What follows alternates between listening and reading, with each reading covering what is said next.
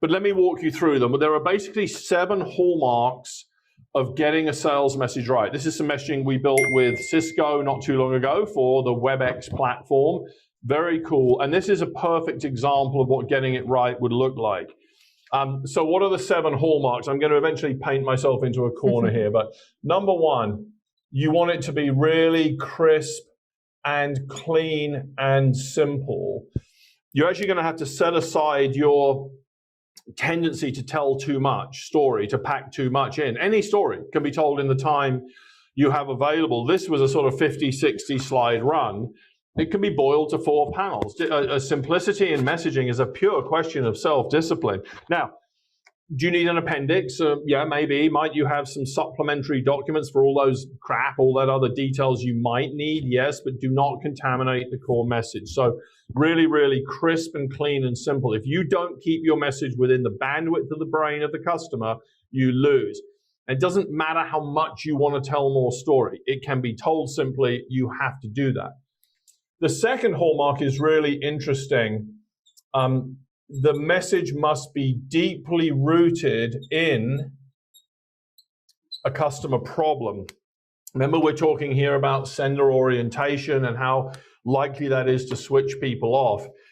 Customers are not interested in talking about you until you've talked about them, until you have shared agreement that there's some business problem that they need to solve. It's not negative, it's not FUD, it's not fear, uncertainty, doubt, you're not blaming anyone. You're just getting together with them to talk about a problem. So let's look at this message, which is about WebEx, which is all about people collaborating. You see this so beautifully captured in the line on the front page here, the line on the first page here. It says this. It doesn't say, hey, WebEx 4.0, really cool. It doesn't say that at all. It says this. With so many tools to communicate, why do your global teams still feel so disconnected? See, a CIO of a large bank is not interested in talking about WebEx, but they're very interested in talking about the fact that their people do not collaborate well enough. The second thing to know about the problem treatment is don't just name it and then jump to the solution. Spend some time unpacking it, talking about why the problem is serious, how it's affecting them in ways they do and perhaps even don't understand. We use the term lead and linger. We have a working rule again that you want at least 1/3 of the sales conversation to be about the problem. Because if they're not interested in the problem or you don't gain agreement on the problem, they cannot be interested in the solution. No one's going to undertake some project or purchase if there's no benefit to them. And so that benefit, that solution, right, has to be anchored in a problem. But this is unbelievably rare. Almost all of these decks, primarily because they're sender-oriented, there's almost no reference to a customer business problem. If there is, it's scanty, it's just very brief, and it's usually like slide 23, by which time it's far too late. The third hallmark of great messaging, this is very interesting, but I don't have time really to unpack it, is your entire argument, and particularly your value proposition, should be expressed through the lens of a small number of ideas. And this is because that's the way the brain stores information. Your brain does not store fact and data in the way a hard drive stores fact and data. If you take this podcast, if someone watched this and then later a friend said to them, oh, what was that about? They're not going to kind of click a recording and play a recording from their brain. They don't have that. What they're going to say is, oh, it's kind of interesting.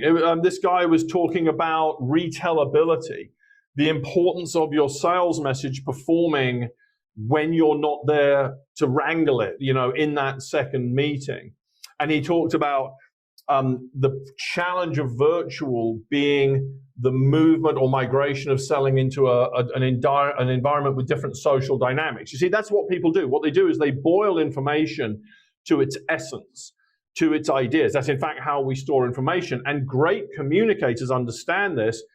And so they feed the brain of the audience exactly what it's looking for, which is big ideas. If you look at this message, you can't read them here, but it's actually very clear, these big green bars. These are the big ideas. This is what this pitch is about, 3 or 4 big ideas. One of the ways to think, by the way, this is insights. I mean, Challenger selling model.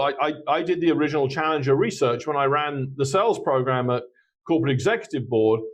And it was all about insight. But the question that was raised by Challenger was, well, what is an insight? Where does it come from? A good way of thinking about this is simply this: belief. What do you want your customer to believe, or what would they need to believe in order to take the action you want them to take? There's a message here for a lighting solution for a hospital. And a big part of the pitch is one idea that says implementing this solution is non-disruptive. Now, why is that important? Because this thing could solve so many problems and be so cost effective, but I can't buy it if I'd have to shut the hospital for a month and put a load of old people out in the parking lot. So what you do is you think about what would your customer need to believe, and you build your ideas back from that. So they would need to believe that this solution is non-disruptive, that it's easy to deploy.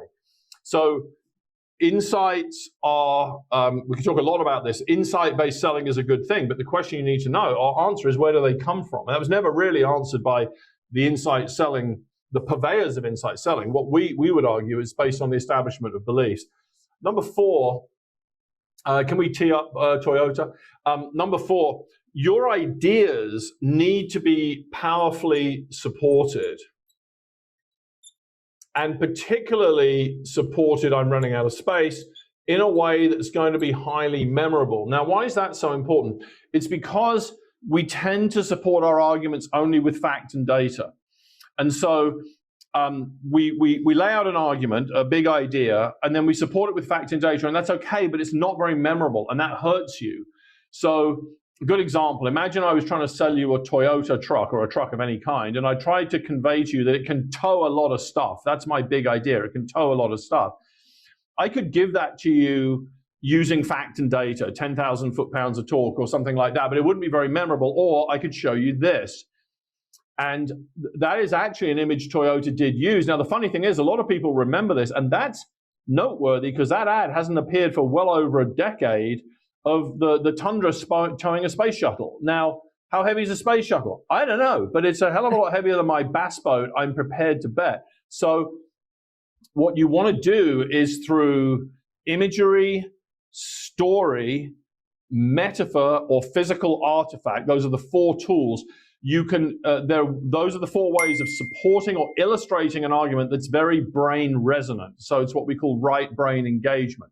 So you develop great ideas, and then you develop the proof of those ideas in ways that are very powerful and memorable, and therefore retellable. The 5th and 6th, I'll just be very quick here. The 5th is you've got to develop this in a logical story or flow.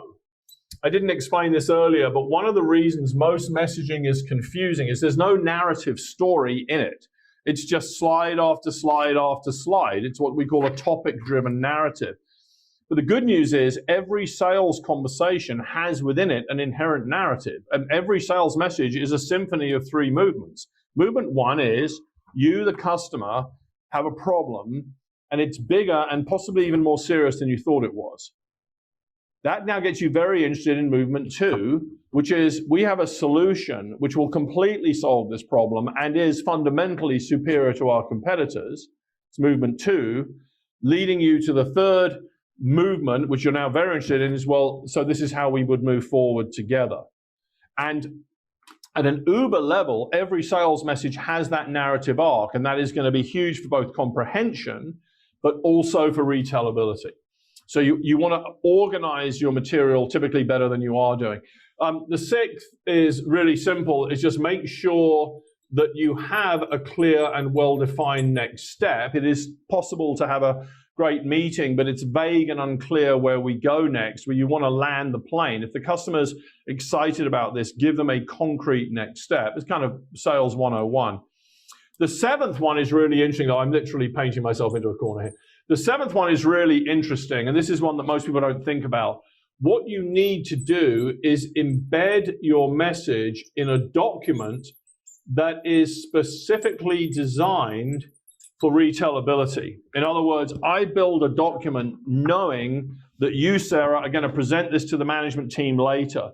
So it has quite a lot of text on it. It's not a marketing document because it has to support the conversation. Everything that's on here is something you don't have to remember. It's beautifully and logically laid out. To some extent, it's elegant and pretty, but it really doesn't need to be at all. But you build a document for retellability. And the reason that's so important is that is the polar opposite of what we do. We build documents that are guaranteed not to be retold. And what we have to do is take this construct for the intellectual structure of an argument and bake it into a really interesting document. In other contexts, the presentation I'm giving today would be supported by a handout. And we know that people can take that handout, and even though this is a fairly complex 1-hour keynote, when we do a keynote, they're fully able to represent the argument internally because we built a handout.